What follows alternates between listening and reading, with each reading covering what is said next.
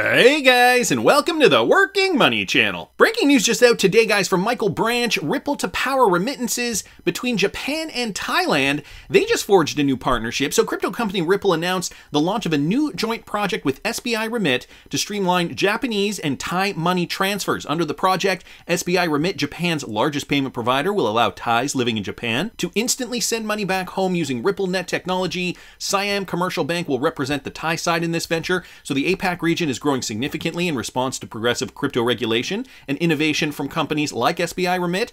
Learn how we're partnering with Japan's largest money transfer provider to enable instant remittance services. This was a tweet that was just posted from Ripple's official Twitter account. According to Ripple's latest press release, thanks to the implementation of more than 47,000 Thai people in Japan will be able to freely send yen to Thailand using ATMs. And in 1 second, they will be available for withdrawal in Thai baht over there. So they are using the infrastructure of ATMs just being able to pull out cash once that transfer has been conducted. So considering that is instant settlement, they even mention it here. And in 1 second, they will be able to withdraw on the other side. In comparison, such a transaction previously required the involvement of a special agent and was mostly done only through cash. So, you know, back in the day, you'd have to go to a MoneyGram outlet or a Western Union outlet, send money. It would usually take a few days to get there. The charge would be, I don't know, 5, 7, 10%. Now they can do it instantaneously. I mean, for all intents and purposes, basically 1 second, as they mention in this article.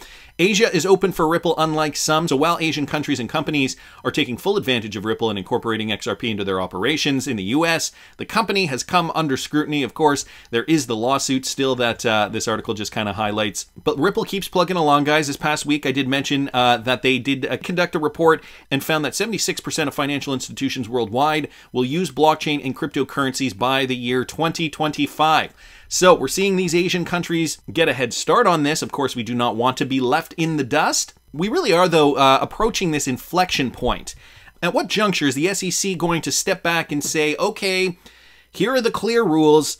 These cryptos may be considered securities. These ones are free to go. Is it going to be with the Ripple SEC verdict, or is it going to take some more finessing? I mean, I think a lot of us are hoping that, you know, with the SEC verdict in the Ripple case, that we will see the XRP coin specifically pop, and I think that that is correct. But I also think that this is going to spur on a lot of investment interest in similar cryptocurrencies like XLM, and you know, there are a handful of other cryptocurrencies that perform similar tasks to XRP. And even the way, you know, the companies were structured, if they pre-mined coins and they structured the company, they did not hold an ICO. I think a lot of these coins, just by extrapolating, investors will see, okay, this is more similar to XRP than it is to Bitcoin or Ether or something else. And so investor confidence will likely translate to dumping money into these particular projects. When that's going to happen, I mean, we're aiming for late 2022, early 2023. That would coincidentally, or not so coincidentally, coincide with another pop of the crypto market, hopefully, fingers crossed. And this is all coming down the pipe, guys, at a time when the world is being completely restructured financially. The powers that be are looking down and saying, this system that we created, now, it's not going to work. We kind of effed this up. And so we've got to bring it down. We've got to bring it down to its knees before we rebuild. There's going to be a lot of damage in the meantime. Unfortunately, a lot of people are going to get hurt. I believe there's going to be a growing gap between the rich and the poor. You know, these are all just some things that collaterally, it's unfortunate, very unfortunate. It's going to be very sad in a lot of cases, and it is going to be the collateral damage of this restructuring. And, you know, they're not hiding it. Digital Asset Buy posted this, controlled demolition. Listen to what Chris Giancarlo says in this interview here. You know, we're going to see real hardship around the world. The UN is saying we're looking at hundreds of million people maybe in starvation. You know, Jamie Dimon has said a hurricane is coming. I think it's a force 5 tsunami. I think it's going to do a lot of destruction. But, you know, creative destruction, right? We need to destroy a lot of flawed models, a lot of flawed thinking, a lot of flawed policy responses. And once we get through that, I have no doubt the future of finance will be digital, will be networked. He says we need to destroy a lot of flawed models and a lot of flawed thinking and a lot of flawed policy responses. That sounds to me like a purposeful destruction of the current system. And like he said, there's going to be a lot of people starving. That's what the UN estimates. A lot of people starving, a lot of hardship. And but you know what? The new system is going to be digital. Enter DLT technology. The HSBC report from this morning's video really did outline how they see DLT technology playing a big role in this financial system. And they also said XRP is the token that is going to represent central bank currencies. And if you guys didn't catch this morning's video, I will link it up here in the top right-hand corner for you. Ian Binns here on Twitter posting this. The Federal Reserve, okay, finalizes their guidelines for access to their payment system. So this is big news, guys. Just out yesterday, the U.S. Federal Reserve announced on Monday it had finalized their guidelines for how it would review requests by banks, fintechs, and other firms to access the central bank's master accounts and payment systems. So this all, part and parcel to where we're going with this new financial framework. The final product is substantially similar to earlier proposals the Fed floated in May of 2021 in March, and would create a tiered reviewed system that reserves the closest scrutiny to companies that lack federal deposit insurance and are not traditionally overseen by bank regulators. So they are talking about cryptocurrencies here. I've got another article here from CoinDesk that really kind of goes into the crypto portion of this. So the central banks will create the three-tiered system for evaluating whether a financial institution should have access. Monday's announcement would seemingly move the U.S. Central Bank one step closer to possibly allowing Wyoming special purpose depository institutions like Custodia and Kraken Bank access to these accounts, so they would not need intermediary banks. The Fed first proposed guidance last year, opening up a request for comment process. Nearly 300 respondents filed comments, leading to a second public discussion. In a statement, Fed Chair Lael Brainerd said the new guidelines provide a consistent and transparent process to evaluate requests for Federal Reserve accounts and access to payment services in order to support a safe, inclusive, and innovative payment system. Obviously, they've got the framework that they need to work within. It's got to be safe, it's got to be inclusive, it's got to be innovative, and so this is what Lael Brainerd is saying. The guidance is largely similar to what was first proposed in 2021 and will create a multi-tiered system allowing the Fed to adapt its evaluation process for granting access depending on what kind of financial institution is applying. And then some more details on this. Tier 1 banks would be federally insured. Tier 2 banks would not be federally insured. And the Tier 3 consists of firms that are not federally insured and not subject to prudential supervision by a federal banking agency, which would most likely apply to the Wyoming crypto banks. According to a statement published with the guidance and press release, the Fed received comments after publishing both its initial proposed guidance in 2021 and its updated guidance earlier this year. Many of these comments filed a form letter, but the Fed appears to have received a hair under 70 unique responses. Here's a quote. Many commenters, on the other hand, responded that the proposed guidelines should provide a more challenging path for institutions with novel charters to gain access to accounts and services. Many of these commenters argued that the proposed guidelines should subject non-federally insured institutions to the same types of requirements as applied to the federally insured depository institutions, regardless of the institution's business model, which would essentially give the crypto banks the same leeway as Tier 1 banks. So the long road, okay? And we're getting there, guys. It is baby steps, but we're getting there. Custodia and Kraken both applied for master account access back in 2021. David Kanitsky, the CEO of Kraken Bank, told CoinDesk at the time that the proposal was a positive step for the company. And so, it is positive. It isn't fully unequal or a level playing field, I guess you could say, but they are working on it. Now, this is for crypto banks, okay? Tapping the central banking system. Keep in mind, too, Lael Brainerd has been at the Fed for a while. Back in 2019, I did a video showing a clip of Lael Brainerd, her trying her best to avoid saying XRP will definitely be the standard. Fast forward a few years in the future, and, it's interesting how things are materializing. This was her back in 2019 when there was a partnership announced with Ripple partner Santander. Listen to this. So someone from the public asked Lael Brainerd what her thoughts were about Santander, which is partnered with Ripple for cross-border payments. I got to show you guys this. You mentioned the speed of cross-border payments and the opaqueness of that process, and I guess it's also error-prone to some extent with SWIFT. Santander seems to be trying to approach it with a partnership with Ripple. Just curious what your thoughts are on that. So I do think that of the use cases out there, cross-border is one of the most compelling. We know that intermediation chains cross-border are long and quite opaque, and they're slow, and they can be quite costly. So my sense is that technology with appropriate safeguards could make a material impact and likely will. And it may well be through a partnership model. I don't want to pronounce on any particular approach, but there are a variety of partnerships out there that are trying to innovate and to reduce frictions and increase transparency for those cross-border transactions. In my sense, I'm fairly optimistic that there are some good solutions out there that don't necessitate a global stablecoin. So that was 2019. Fast forward to 2021 in February, Federal Reserve Payment Pilots incorporates Ripple partner Volente Technologies. So that made news about 2 years after Lael Brainerd made this comment here that, a partnership is likely going to happen with the Fed. We're seeing it so far with Santander, but there was no concrete solidified information about that. Volente partnered with FedWire 2 years later, and now we're seeing the Fed open pathways for crypto banks to tap central banks, or at least trying to draw the framework to help tap the central banking system. We should also remember that with respect to this, okay, former Ripple advisor Michael Barr is supervising the Federal Reserve. All right, so this was an article that was published about a month ago, mid-July 2022. If you guys remember, Michael Barr did get sworn in. The Senate has confirmed former Ripple advisor Michael Barr as a top banking watchdog at the U.S. Federal Reserve after he received bipartisan support on Tuesday.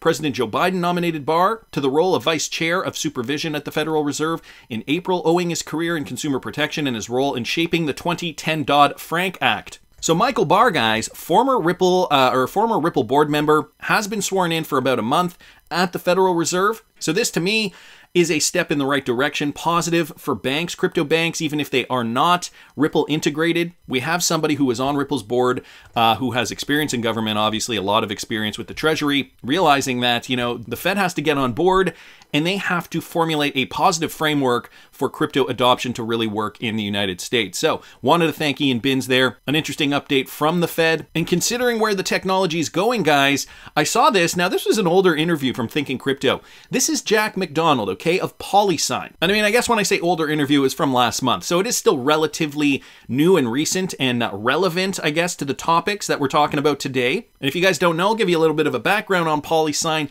building the future of digital assets. The biggest thing here, though, leading blockchain architects Arthur Brito and David Schwartz. They designed Polysign's technology engine for securing digital assets. Their third-generation proprietary private blockchain technology is foundational to the development of digital asset infrastructure. This is groundbreaking technology, guys, and even David Schwartz was mentioning that in a 2020 interview. Courtesy of XRP_Crow here, this is from 2020. When asked, how does Polysign plan on solving current issues with digital assets? This is what David Schwartz was forced to say. How does Polysign plan on solving the current issues with digital asset custody? For example, the cryptographic key unlocks access to all funds. Once the secret's stolen or lost, one's going to be recovered. God, I really wish I could answer that, but I'm under a non-disclosure agreement with Polysign, and because they're in stealth mode right now, I don't know what I'm allowed to tell you. Okay. I can tell you that they're in the custody business, and of course I can tell you that they're doing it like an amazing way, that Arthur and I are behind this. We're the lead guys on the technology, and obviously we're doing it. We think we're doing it right, but unfortunately, I don't know what. I really wish I could tell you because it's so freaking cool. I'm busting with wanting to tell people what we did, and they're like, "Oh no, we're still in stealth mode. It's still non-disclosure." So unfortunately, I cannot answer that question. But I feel really. So at that time, David Schwartz, under an NDA, could not talk about Polysign, and although XRP_Crow did post this in 2020, I believe this was an earlier interview actually from 2019. But David Schwartz just brimming. I mean, he wanted to tell us so badly what was happening behind closed doors over there at Polysign. Well, Mickey B. Fresh posted this tweet thread here. Polynet is our other blockchain used for atomic settlement across different asset classes. It memorializes transactions on it with cryptography. Okay, this is an interesting tweet thread, I gotta say. Mickey B. Fresh doing this justice. I mean, he really does go through the whole thing. He starts by saying the 10th largest bank in North America, which is TD Bank, based in Toronto, acquires 100-year-old investment bank Cowen Inc. and Cowen Digital Assets.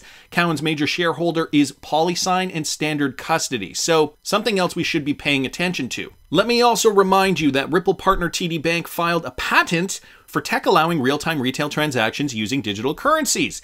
And not only that, back in 2018, I think this was what was posted on Ripple's Insights blog. TD is one of the largest banks in North America, and what's unique about our bank is that we have huge cross-border needs. We have as many branches in the US as we do in Canada.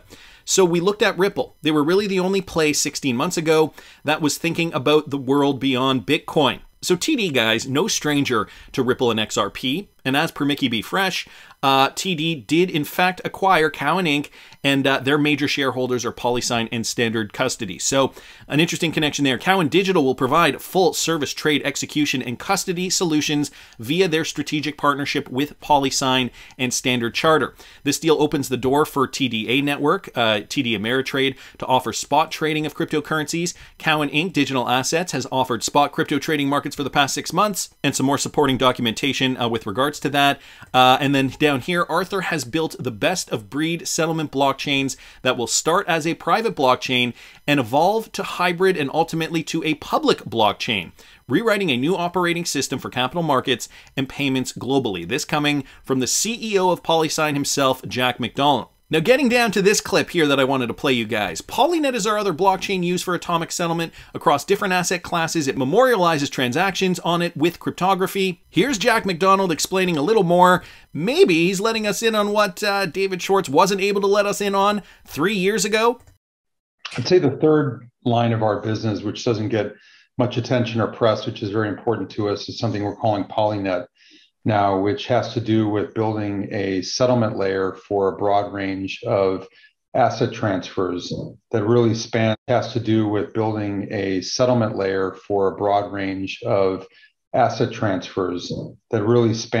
the globe between analog and digital. And if you can envision a world where one would want to trade fiat for a fractional interest in a VC fund, or a tokenized interest in a private company, or a digital interest in a security of some sort, or a fractional interest in a real asset like a building.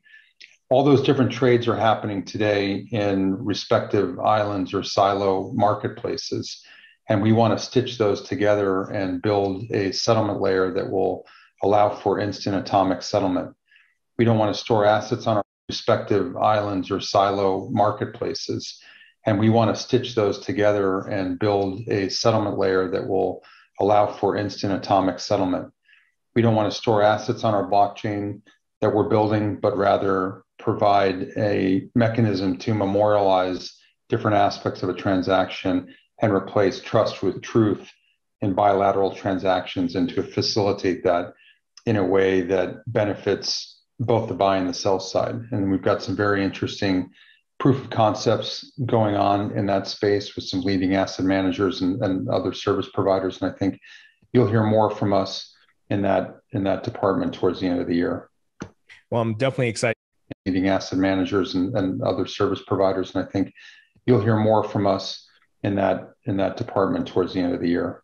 Wow, so some interesting points that Jack McDonald makes here. A settlement layer that essentially, as he puts it, will span the globe, basically being able to settle anything of value into anything else of value. Well, what does that sound like to you guys? This is what XRP does really well. And even Jack McDonald says, you know, if you want fractional transactions, if you want to send a little bit of fiat and want to buy a little bit of property, or if you want to utilize your gold to buy crypto, or if you want to use your crypto to buy a piece of art. I mean, he doesn't use those examples, but I'm giving you just some examples here that are just coming off the top of my head. Anything of value, basically, can be settled. And he says we're moving from the analog system to digital, and there's likely going to be a hybrid system somewhere in there in the meantime before everything moves to digital. So I have a feeling this is something that, the Fed is going to be looking at as well. As we know, a new financial system is coming down the pipe. And considering the people in power also know we need to destroy the models we have